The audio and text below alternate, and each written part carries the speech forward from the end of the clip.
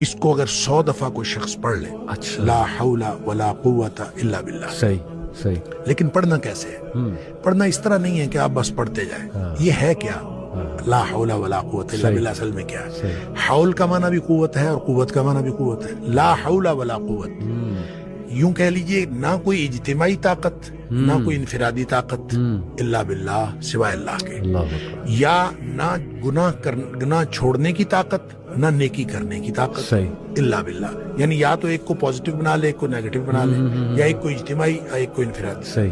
अब अल्लाह के सामने इसको अपना मसला समझ के ना, अपना जो भी मसला है वो सोचे, सही। और सोच के अपने अल्लाह के सुपुर्द कर दे।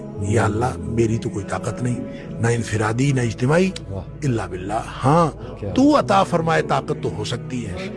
यूं मैं इसको कहता हूं, ये बेबसी का कलमा है। बेबस आदमी अपने अल्लाह के सामने बेबसी का इजहार करे इस कलमे के जरिए। सही सही।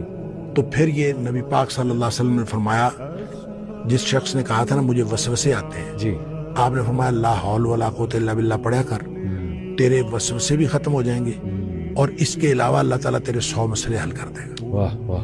आप अंदाजा करें, एक शख्स के 100 मसले होते नहीं है।